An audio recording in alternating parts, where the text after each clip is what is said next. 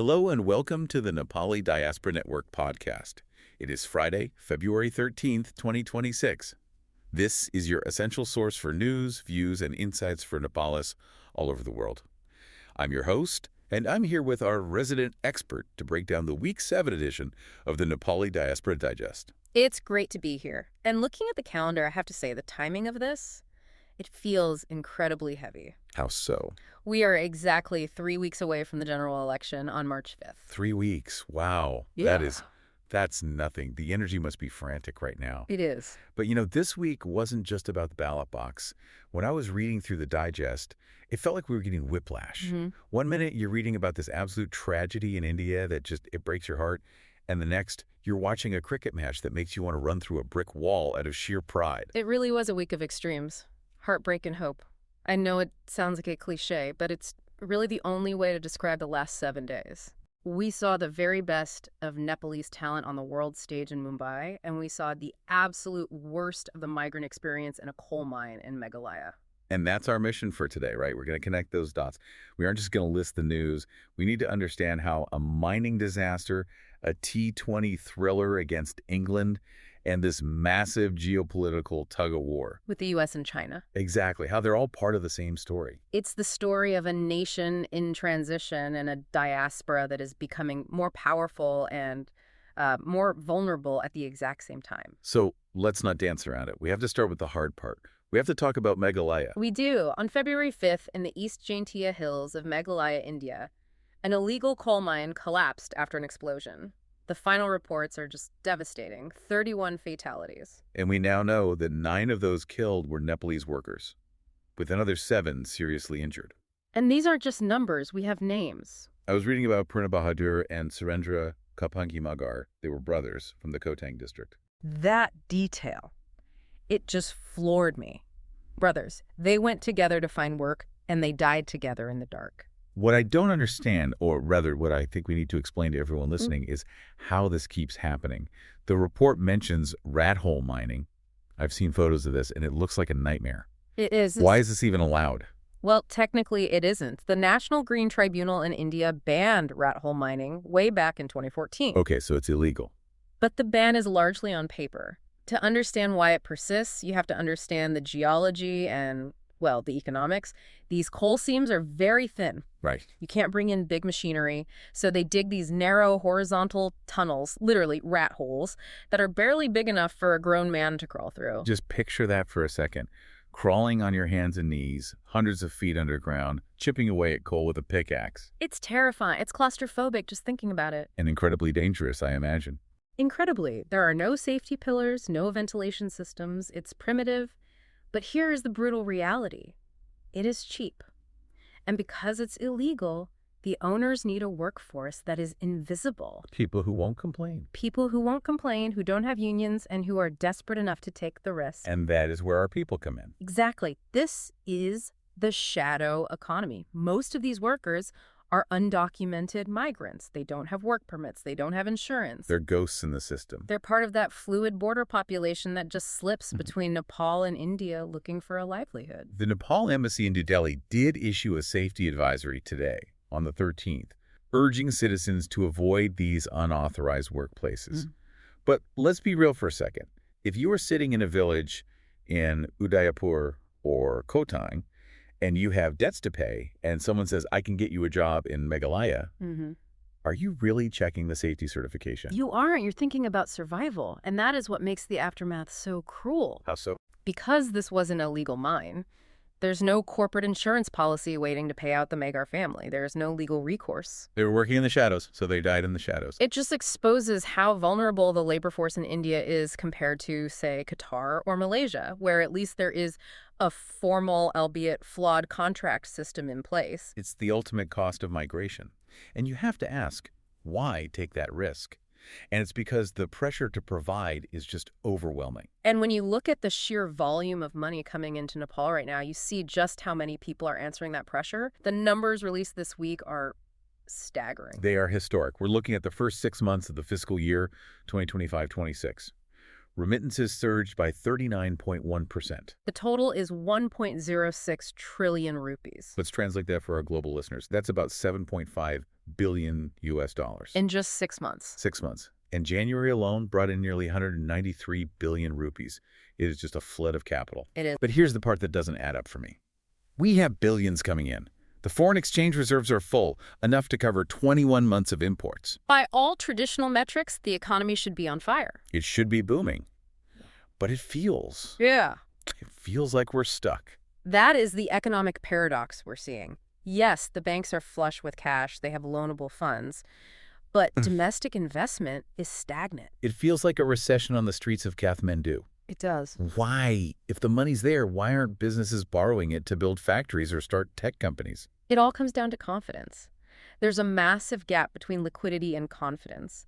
People and businesses are scared. So they're just holding on to their money. They're hoarding cash or dumping it into non-productive assets like land because they just don't trust the political stability or the regulatory environment. Right. And there's a specific dark cloud hanging over the financial sector right now. The gray list. The gray list, the Financial Action Task Force, or FATF. Nepal is racing the clock to get off this list by 2027. I think for a lot of people, gray list sounds like, boring bureaucratic jargon.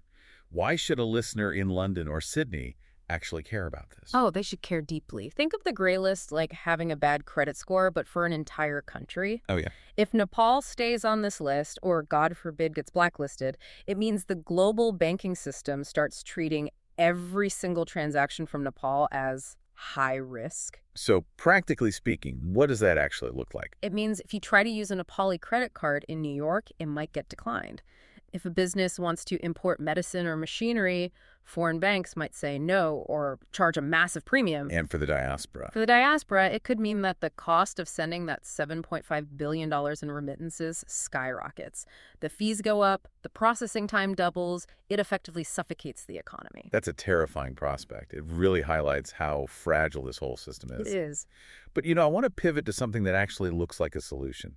Amidst all this doom and gloom, the World Bank just approved a $50 million project. The Nepal Digital Transformation Project. Exactly. This is huge. And it's not just the $50 million. There's another $40 million expected from the Asian Development Bank.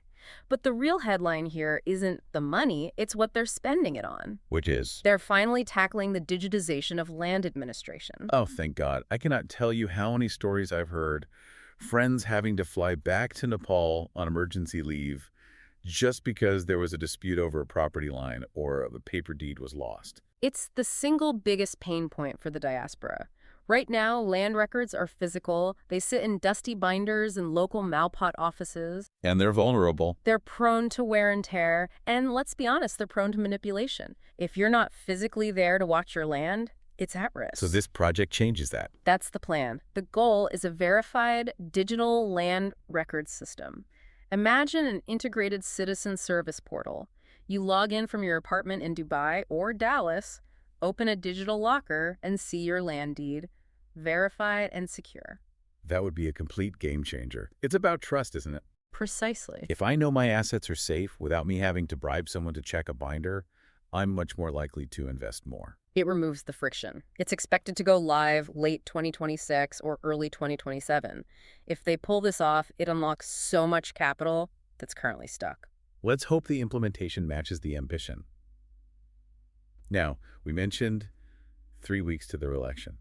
And if you thought the economy was complex, the geopolitical landscape is getting absolutely heated. It feels like the sharks are circling, doesn't it? Nepal has always been a buffer state, but this week, the rhetoric from the global superpowers it shifted gears. It's no longer subtle. We saw U.S. Assistant Secretary of State Paul Kapoor testifying before Congress on the 13th. And he dropped some very specific warnings. He did. He warned against debt-driven influence strategies. Now, he didn't scream China into the microphone, but in diplomatic speak, that is as loud as it gets. He's talking about the Belt and Road Initiative. 100%. The U.S. is clearly worried that Nepal is going to take on massive Chinese loans to build infrastructure it can't afford and then lose its sovereignty. And it's not just talk. The U.S. recalled its ambassador recently, which Ranking Member Kamalagar Dove criticized during that same hearing. She basically said, why are we pulling our people out right when things are getting so critical? Right. It signals a bit of panic in Washington. They feel they're losing their footing. And frankly, looking at Beijing's moves, they might be right. What's Beijing doing? The new Chinese ambassador, Zhang Maoming, just touched down in Kathmandu. 20 days before the election. Talk about timing. It is extremely calculated. He's replacing Chen Song, and his opening statement was all about deepening the strategic partnership. China is making sure that whoever wins on March 5th knows exactly who their friend to the north is. So you have the U.S. shouting, beware of debt traps. Yeah. And China saying, we are here to help you build. And caught in the middle, the Nepalese voter. And the diaspora. Think about it. If you're a Nepali living in the U.S., you're watching your host country and your home country get into a stare-down. It complicates things. So what's the expert consensus? That the next prime minister is going to have to walk the tightest diplomatic tightrope in our history. One wrong step, and you alienate a superpower. And it's not just external pressure. The internal pot is boiling over, too. We have to talk about what happened on the streets of Kathmandu this week. The Rastriya Prajatantra Party, the RPP, held a massive rally. The monarchists. The monarchists. And I think a few years ago, people dismissed them as just, nostalgic. But you can't dismiss what we saw on February 13th. Thousands of people, defying bans, filling the streets. And the chant was unmistakable. Raja Odesh Bashao. Come back, King, save the nation. And they were welcoming ex-King Gyanendra Shah like a savior. What does that signify? It shows a profound level of dissatisfaction with the current system. People are tired of the corruption, the instability, the constant government changes. The whole Republican experiment is under serious pressure. And for us, the diaspora, the timing is crucial. The NRNA, the Non-Resident Nepali Association, is holding its World Conference in Kathmandu from March 14th to 16th. Right after the election. Exactly. So you have the global leadership of the diaspora flying into a capital city that might be in the middle of a massive political upheaval. It is going to be a very, very intense march. It is. It's heavy. It is. But look, I promised at the top of the show that we wouldn't just wallow in the tension, because amidst all this political 4D chess, something magical happened in Mumbai. Oh my God, a cricket. I need to take a deep breath because my heart rate still goes up thinking about it. February 8th, Wankhede Stadium, T20 World Cup, Nepal versus England. David versus Goliath. England are two-time champions. They invented the game. And Nepal. They didn't just show up to participate. They showed up to win. They were chasing 184 runs. That is a mountain against a bowling attack like England's. And they lost by 4 runs. 4 runs. It came down to the absolute wire. The partnership between Rohit Paudel and Dipendra Singh Airy was clinical. But we have to talk about Lokesh Bam. Lokesh Bam, the man was possessed. 39 runs off 18 balls. But it wasn't just the score. It was how he scored them. He was facing Jofra Archer, one of the fastest, scariest bowlers in the world. And Bam is there scooping him, hitting him for massive sixes. He treated a world-class bowler like a club cricketer. The audacity of it, I was watching the feed, and the English commentators were just in shock. They couldn't believe what they were seeing. And that's the hope part of this week. Even though they lost, and I know the loss to Italy afterwards stung, that match against England was a statement. It proved that Nepalese cricket belongs on the global stage. We are not the underdogs anymore. We are a threat. And for the diaspora, that moment, seeing Lokesh Bam hit that 6, it's visceral. It's pride. It connects a Nepali kid in London to a Nepali kid in Sydney. It says we can compete with anyone. Absolutely. It transcends sports. It's about dignity. It really is. And speaking of connection, we have some big cultural moments happening right now, too. Mahashivratri is coming up on February 15th. Yes. Pashupatinath is going to be the center of the universe for a night. Gates opening at 2 a.m. 1 million devotees, the sadhus, the fires. It's one of those images that grounds you no matter how far away you are. And for the music lovers, Nepathia is on tour. You can't talk about the diaspora without talking about Nepathia. They're touring Hathoda Buttwall, hearing a Ho Rama Ho live. That isn't just a concert, it's a ritual. It binds the generations together. It really does. Whether it's the cricket pitch or the concert hall, those are the things that keep the community spirit alive while the politicians argue. I couldn't agree more. Now, speaking of community spirit, before we wrap up, we want to mention a resource that fits right into this theme of connection. If you are listening from the UK, or maybe you're moving there soon, you need to know about balayat.uk. Yeah, this is a really handy platform. Think of it as a community classifieds, but dedicated just for Nepalists in the UK. Exactly. It's not some big corporate tech thing. It's a community hub. If you are looking for a room to rent, trying to find a job, or maybe you want to find a Nepali accountant or support a local business, Meghalaya.uk is the place to look. It's a great way to support each other. So if you're in the UK, definitely give it a browse. All right, let's bring this deep dive in for a landing. We have covered a massive amount of ground today. We have. We started in the dark tunnels of Meghalaya, tracing the tragic cost of migration. We followed the money, that record-breaking $7.5 billion in remittances. That's keeping the country afloat, but failing to ignite the domestic economy. Then we looked at the high-stakes poker game being played by the U.S. and China just weeks before the election, and the internal rumblings of the monarchist movement. And finally, we celebrated the fearless spirit of our cricket team in Mumbai.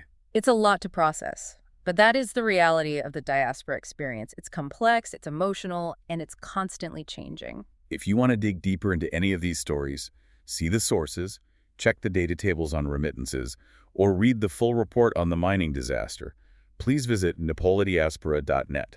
That is where you can find the full Nepali Diaspora Digest newsletter. And please, share this with a friend. The more informed we are, the stronger we are as a community. Before we sign off, I want to leave you with a thought. We've been talking about these two massive forces, the $7.5 billion sent home by people like us, and the election happening in 3 weeks. Right. The money and the power. The diaspora is effectively the national safety net. We are funding the country. So here's the question. Is it time for no remittance without representation? That is the $1 million, or I guess $1 billion question. If we are paying the bills, shouldn't we have a formal voice in how the House is run? Not just an association, but actual voting rights. Yeah. As you watch the election results roll in on March 5th, ask yourself, why aren't we on that ballot? It's something the next government will not be able to ignore forever. Indeed. Thank you all for listening to the Nepali Diaspora Network podcast. Stay safe, stay connected, and we will catch you on the next deep dive.